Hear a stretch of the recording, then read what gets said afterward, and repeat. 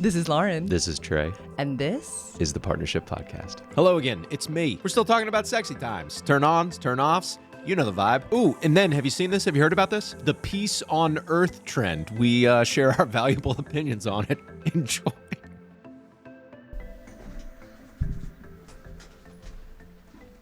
Let me fix my boobies.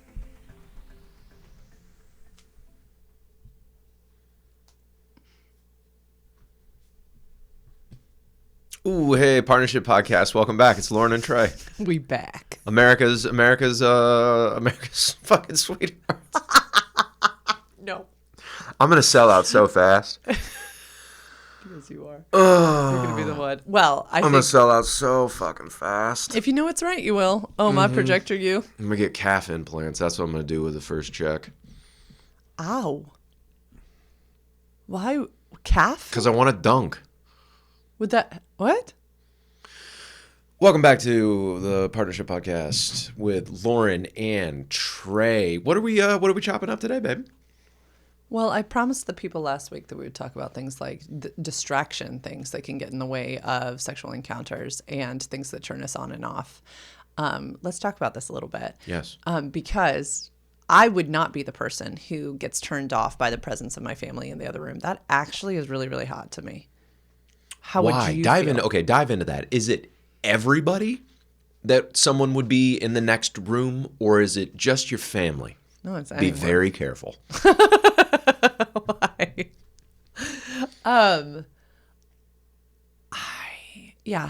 I mean, okay. So, erotic equation, Jack Moran, shout out, my bud. Attraction plus obstacle equals excitement. For all people, there is a tipping point on excitement to full-blown anxiety, not arousing. And it's a very fine It's line. a very fine line. So, if, for instance, we couldn't lock the door or there was like little children or something that could somehow come in, yeah, no, that would be my tipping point. But if we could lock the door, anyone in the other room Great. is arousing to me. And I can't think of someone who I would be, I don't know, maybe somebody mean and horrible. Like if somebody was being harmed in the other room, no. As a parent of now a 13-year-old, if, I think I told you this the other day, if she was like hurting, no, I'd be up in a second. Got it. Pain, no. Someone in need, no. But anything else? Yeah. What about you? Like what turns me on? No. If we were in that situation, is it arousing to you to have the possibility that other people would know we were somewhere having sex? Yeah. Not really, where door would have to be locked and then we'd have to be quiet. Or like, no, I can't be put on display. No, that's a turn off. Yeah. Or if people knew what we were doing, that'd be kind of a no. It'd be a turn off for me. I wanted to hear you say that because I think I encourage these conversations with partners because it sometimes surprises you. I think if people, I don't know, had just taken a guess, I think they would have said that, oh, you'd totally be down for it. No, Trey you're much more sensitive when it comes to that type of thing. Well, then why, we sometimes have naughty little sexual encounters in like big public places where we'll sneak off. Why, is that arousing to you? Why not? It's arousing to me because it's highly arousing to you. Ooh. Yeah. And I'm not, really? It's not a sacrifice. What? It is sexy, but it's new to me being partnered with you. Where that wasn't a kink in the past. Public spaces or kind of sneaking off. Are you serious? Yeah, I've never really, I don't think I've ever really practiced that other than maybe once or twice, and I can't even think of it. So maybe never before you. Did I mention it at like sometime or something? The thought of like getting caught is, yeah, it's not a turn on, it's a turn off to me. This is fascinating because I've always thought it was a thing for you. Because I'm remembering like hotels that you've snuck me into. I remembered bathrooms. Do you remember that one stinky bathroom? Yeah, New Year's Eve? that was wild. That was always one of your like huge kinks. I always thought it was one of your huge kinks. Not really, no. This is fascinating. Mm-mm. Yeah, I mean, I guess it's one of mine, but I'm just guessing. I'm trying to figure out how you knew that. Did I tell you? Yeah. When? Date number 1? Probably date number 2, babe. Yeah, because, I mean, we had date number 1. We had a lovely evening. And then date number 2 was like date 2 and 3 and 4 because we spent, what, 2 nights together? Uh-huh. And then that morning. So sometime in there. Wow. Or it was the in-between. Right, because... we told ourselves a lot of kinky things because I tied you up in that hotel room because you always wanted to be tied up, and I made that happen. I told you to shoo, give me 20 minutes, and I prepared the room. I think you'd already done it. I think by the time I got to the hotel, you'd already done it there. You have done that in another space and time too. But when I got to that hotel in Carlsbad, because I got there after you. You'd already like prepped everything, I think. You got there before me, and no, I told you to shoo. Carlsbad. I brought the straps, but I told you to shoo the last night we were there. You walked around for 20 minutes. Yeah, no, that is true. I got those fucking straps under that heavy-ass mattress. I tied you up. Yeah, yeah. That's fascinating about the public spaces and stuff, though. Mm-hmm. Yeah, because I hadn't remembered saying that. I do like it. What were we talking about again? Things that turn us on and off, and things that affect arousal, and things that get in the way of arousal. And I think we talk a lot about, yeah, you know what? One of our most popular episodes is the when attraction levels drop. And we haven't talked about that since it's literally like episode number 5. Yeah, so I think it's good that we bring this back up and around because we're like much more... I don't know. We're different people now than we were like way back then. We True. Totally are. Yeah. So what else like turns you on and turns you off? The space to be turned on. So when we've gotten our shit done, we've gotten our tasks done, like when there's a clean house, when we're on point with our workouts, when we're doing well with our diets, when we're healthy with the other relationships in our life, when work is not a big stressor, when we have the tools to, say, when we encounter everyday stresses, we have the tools to kind of, I don't know, absorb or deflect or say whatever you want to. Like both of us had to fire people yesterday. Mm-hmm. We had to fire clients. Not a client. I had to fire an affiliate. Let's be clear. Yeah, we both run small businesses, and we had to let go of people that pay us money because it just didn't align with your values. Yeah, I don't want to be talked to like that. And you wanted them to read the terms of your agreement, maybe, I don't know, once, because they kept asking for things that weren't in the terms of the agreement. So they weren't making you happy, you weren't making them happy. Same thing, where my client say when things don't work, he goes to stress and then he goes to blame. And I go, I wish you the best. Right. So what was I saying? Okay, we handled that. We handled it in very mature, appropriate ways, and we actually celebrated with each other how we handled those things. And doing those things creates space for, like, erotic times.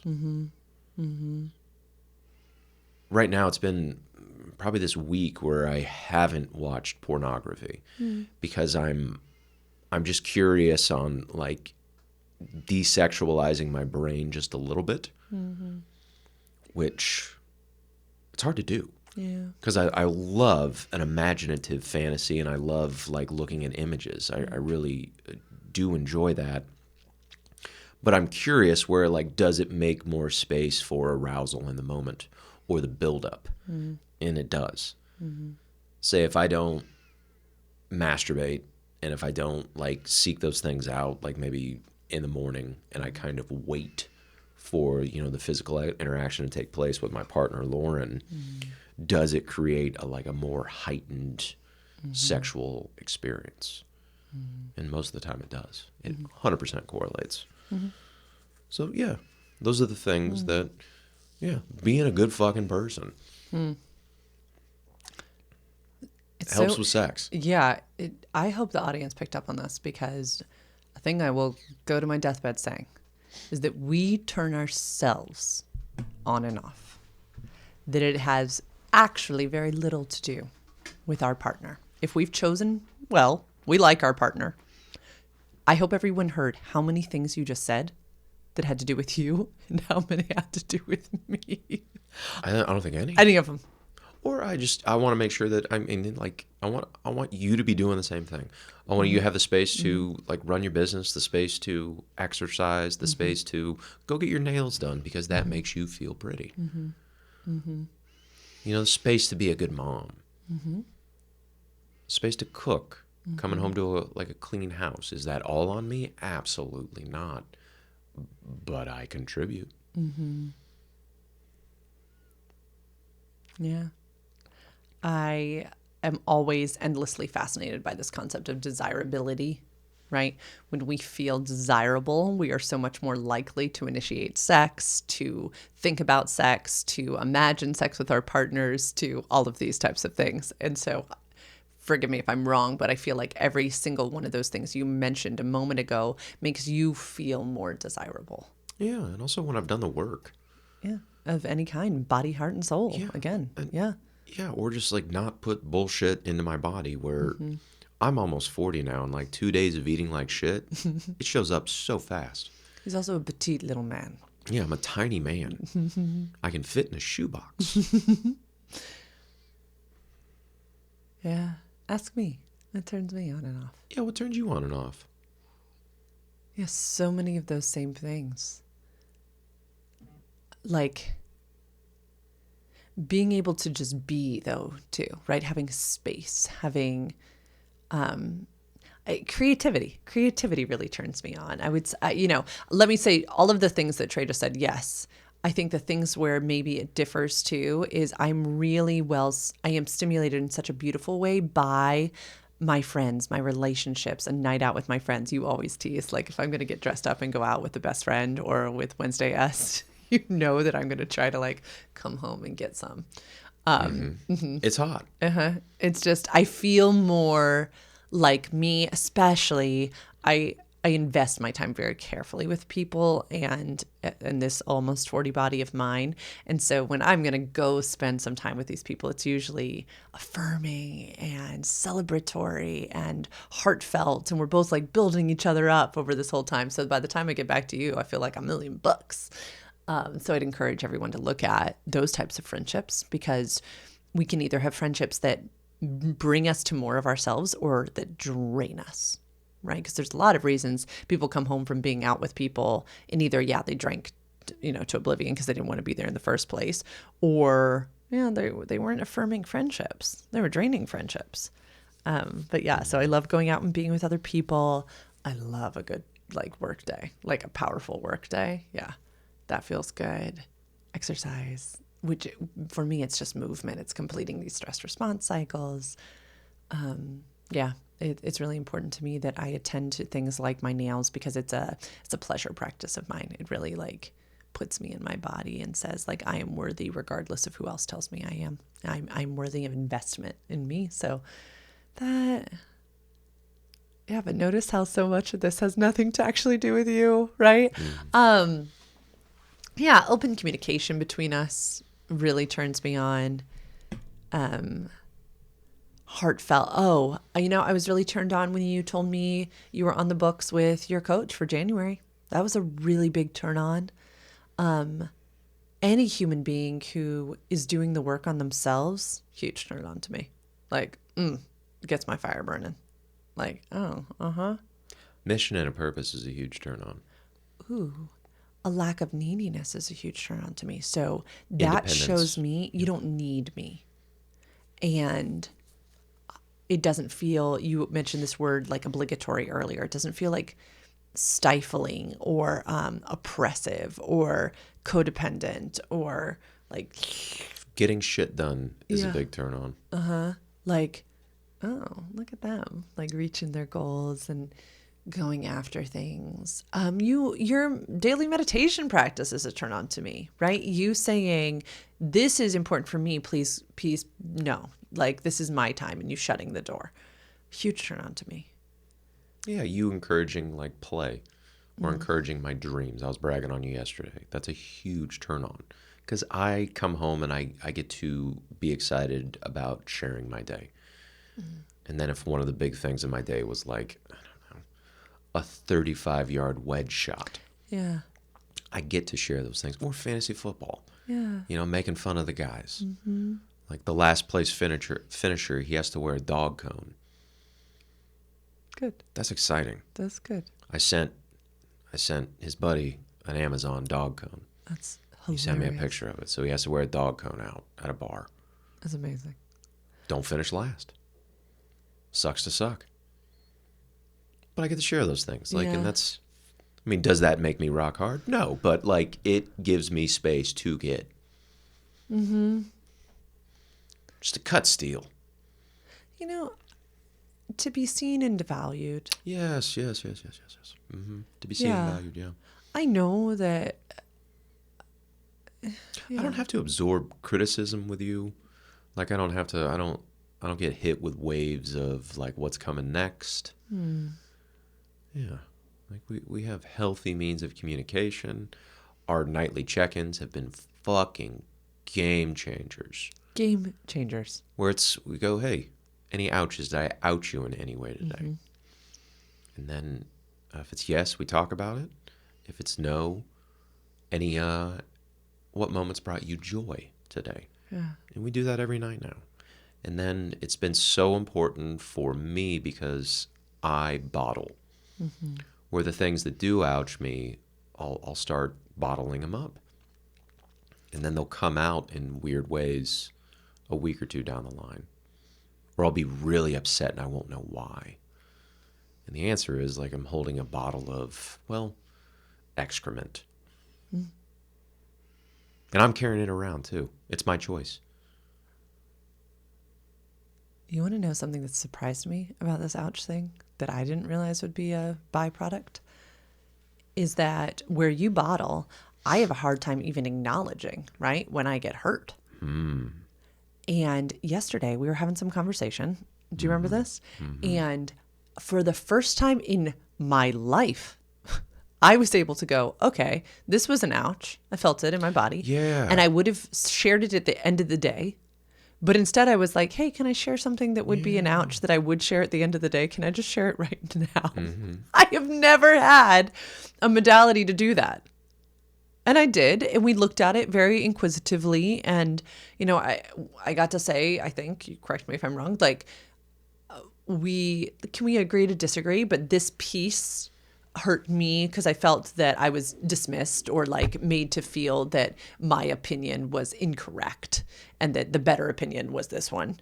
And you were like, yeah, I mean, you just totally took accountability. You were like, I can totally see how that felt like that. And I'm sorry, I didn't mean it like that. And yeah, sure, we can agree to disagree on some of this thing that we were talking about. It wasn't a game changing conversation. It just, I felt made small in that moment. Yeah. And that's a wounding of mine. I don't. Can we share what it was about? Skip it. Just skip it. Okay. It doesn't feel to me like that important for this. But I was really, thank you for that. I felt really heard and honored. And then my job was to listen. And then I was like, oh yeah, I get that. Whereas like, it was not my intention to diminish you, but I can totally see how that like my words, it's like, oh yeah, I can see how, yeah. And then acknowledge it. Yeah. And I am so okay if within our partnership we disagree on certain things. Like that is okay. And what we got to is, may that be a beautiful expression of our individuality within relationship, and may that allow us to celebrate our differences. Yeah. And we close that out by like, is there anything else I need to own?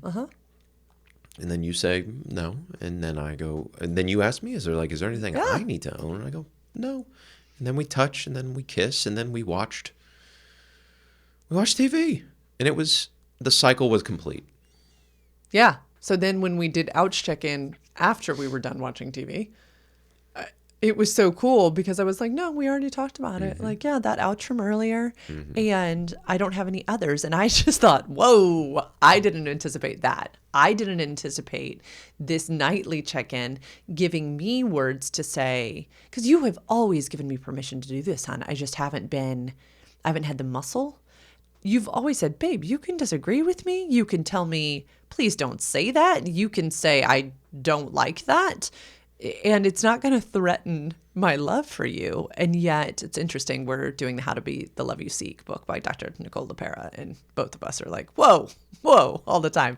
But she's saying all the time that for those who grew up in a household where I needed to be on constant alert to especially a man's needs, my father's needs, and make sure that his life was comfortable, disagreeing with a man in my house, it was literally, I think everybody's heard the story of me being 13 years old as my kid right now, disagreeing with my father, him taking me upstairs when my best friend and mom were right there, and spanking me with a belt on my bare bottom.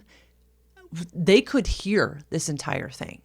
It was made very clear to me at 13 years old that I do not offend the male ego. So it is one thing for Trey to tell me, babe, speak up, disagree, you're safe here. No, the emotion that is connected to that is a childhood narrative that kept me alive and safe.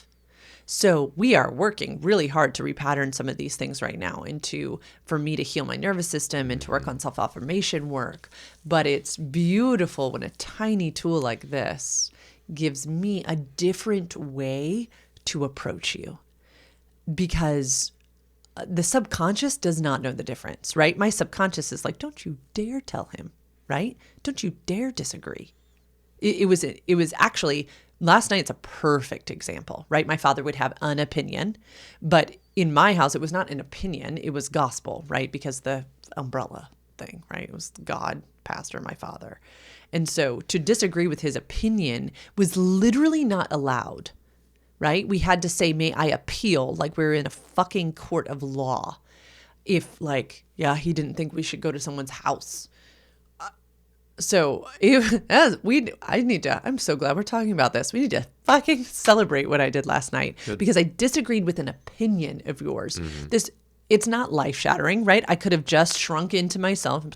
Like, it's fine. Like, I don't have to think that. I would have picked up on it. I know you would have, right? Or then I would have become mean in some other way, because we want to close that loop. We want to finish it. We don't want to stay in unease. Right? So little by little, it would have kind of taken over, and I would have been able to trace back, but it would have taken work. Like, oh, well, then when you shut down my opinion, you would have been like, what? I would have been like, yeah, well, you said this. You'd have been like, honey, just tell me in the minute. Like you have a voice. But subconscious. Yeah. Because the last thing I want is a submissive partner. And then the last thing I want in me is to be an overbearing kind of know-it-all. Mm-hmm.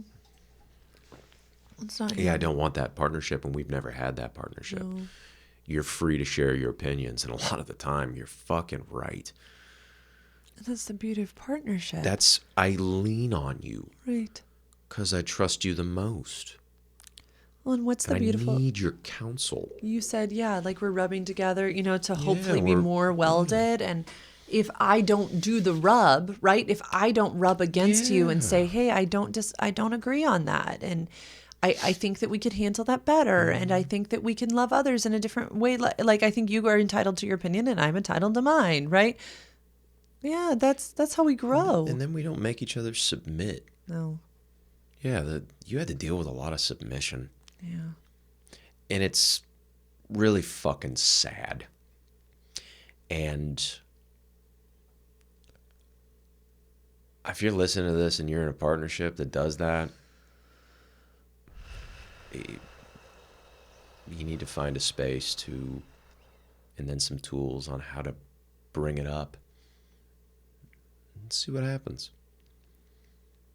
And then if you're a man and your first instinct is to say, stop being ridiculous, take a look at that.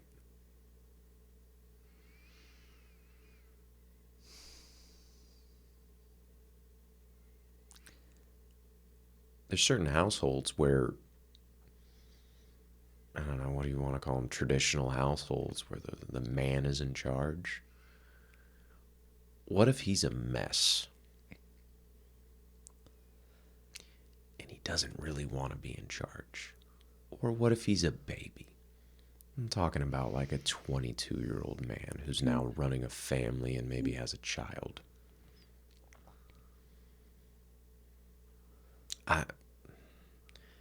Just be careful who you get help from. Have you seen the Christmas pictures going around of the men and the sons who are holding the signs that say "Finally, peace on earth," and the women's mouths are taped with duct tape? And this is the people's Christmas cards. Like, is it a joke? Is it a bit? The bit is women are annoying. Women talk too much. Like, that's the bit. The bit is my home is filled with griping and finally there's peace on earth. And this isn't a joke, or is it a joke? Because that's a funny joke. If it's a joke. Well, to explain, as a person who loves the jokes, patterns of behavior from our own family systems, and you said it a couple of weeks ago on the podcast, like, you know, who were our parents parented by, who were their parents parented by. It is worth it to go look at this, right? Because these phrases, "you're being ridiculous," most often came from our parents, and we heard them saying it about our own mothers. I know I did. I heard my mother made very small, very often. And it is still, I was telling you the other day that this concept that I could be successful in my career and still be a loving partner, mind-blowing to me. I have never had this patterned. I don't know how to do that. Yeah, I do find it wild that, like, that's still a thing where it's like, I can be in a really healthy, loving relationship and then be a powerful businesswoman. Yeah, it is foreign. It's so interesting to me where it's like, why? And isn't that fascinating? Because forever the narrative in the United States of America is that men could do that. Never are people like, well, how's your family? You're here at the office. Are they okay? It's like, go overachieve. Like, go make more money than me. Right. Go. And yet the women in this country, and it's always so fun to like see those interviews, right? Where it's like, well, who's with the children when the woman like comes back to work? Like, the dad's never asked that. It is fascinating, this concept that women could have a career and be kind, loving, nurturing to their partners and children. It's new. It's new. Okay. And then you get into religious circles like mine, unheard of. Anyway, that concept of women are ridiculous made me immediately think of this Christmas card thing that's going around right now, which is where a man, the dad, and any boy children that he has in his house are holding a sign, usually like a chalkboard sign that says like, "Finally, peace on earth," or "There's peace on earth." And then their wife and daughters have duct tape over their mouths and are usually like wrapped up with Christmas lights too. So I pulled some up so you can see them. Just swipe, because these are going viral right now.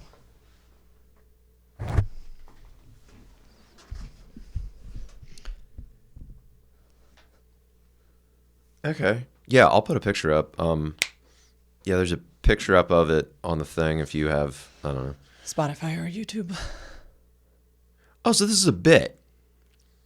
Okay, but what does the bit communicate to you? I am so that curious. Women are annoying. Okay. Yeah, but this is, well, what do you think about this? This is a funny one where they put it, "They have been naughty." Okay, well, it's just, great. Yeah, it's men, and then all the women are duct tape, and it says "Peace on Earth." Yeah, okay. What do you think? I'll share my opinion. You go first, though. Yeah. I think you've taught me this about comedy, right? That A, know your audience. B, what is it called? Punching down. Mm-hmm. Punching down is like the lowest common denominator joke. Mm-hmm. And so, as a person who grew up being silenced by men, that is not only incredibly offensive, it is heartbreaking. It makes me feel small. Really? Yeah. It makes me want to punch those men in the face. Seriously? Makes me so angry. Yeah. Okay. Because to them it's a joke. To me it's a reality. Oh. Got it. Okay. Right? And you're entitled to like that. it is not a joke if that child in that family gets spanked with a belt on her bare bottom for disagreeing with her father. It's not a joke if the woman in that household gets told she's annoying and she talks too much. Okay, and we have no idea if that's happening. What about the inverse, where if it's peace on earth and all the men are with duct tape on their mouth and then the women you wouldn't like that either? No. I mean, that's why I liked the Barbie movie, because at the very end, Barbie says to Ken, hey, this wasn't okay. How we treated you here. A true healing life worlds look for the voices of all to be heard, not for anyone to be silenced and say, oh, now there's peace on earth. So that's, I understand. I took that so seriously. So anyway, give me another way to look at that. Sure. Yeah.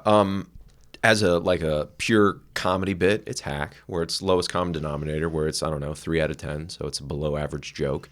And then objectively looking at it, it's just nonsense. Mm-hmm. Where, if we silenced all the women, we wouldn't have peace on earth. It would be complete chaos. Say if we removed all of the women, it would be chaos on this planet. There was a Stephen King book about that. So I find it to be nonsense, where it's no sense. It doesn't make sense. I get it. Mm-hmm. Women are annoying. The inverse would be men are annoying. So I don't have an opinion on it. I dismiss it as nonsense, which I've gotten so good at doing in my late 30s. Where I don't have to have an opinion on everything. It's like, oh, attack. That's it. Yeah. Yeah. So I would be cautious to form a strong opinion about it, because it's just that nonsense. Mm-hmm. So and then if you want to trap yourself in forming strong opinions about nonsense, that's a very slippery slope. Mm-hmm. That's it. When I look at nervous system regulation too, I would argue that, it's not worth our investment, because it dysregulates our nervous system. If you have a story like mine, This is not worth looking at. It's worth saying, that's silliness, right? Or I loved what you said, it's a hack. It's cheap comedy in essence.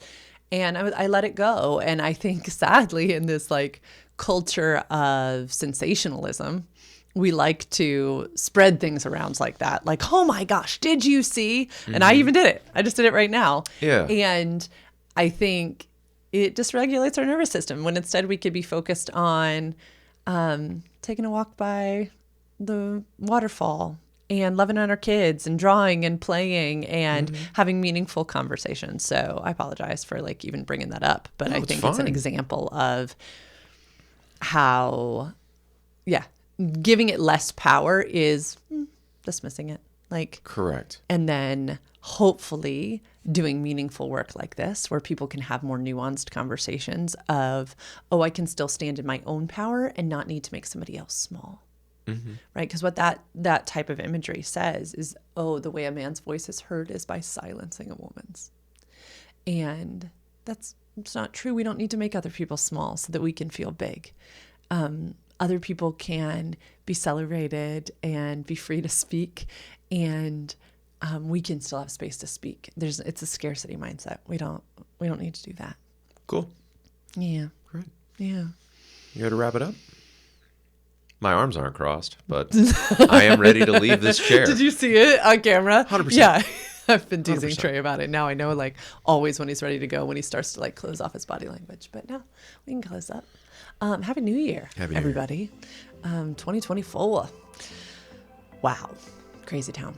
Hope you all had a good holiday season. Hope it wasn't too full of craziness with family and travel and all of that. Thanks for being here.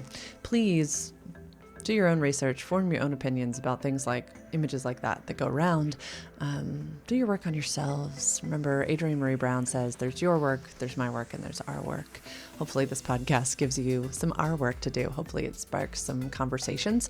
But feel free to disagree with us too. It is something that I'm learning to do. You too can figure out how to do this. Form your own opinions. We love research. You have a right to self-determination.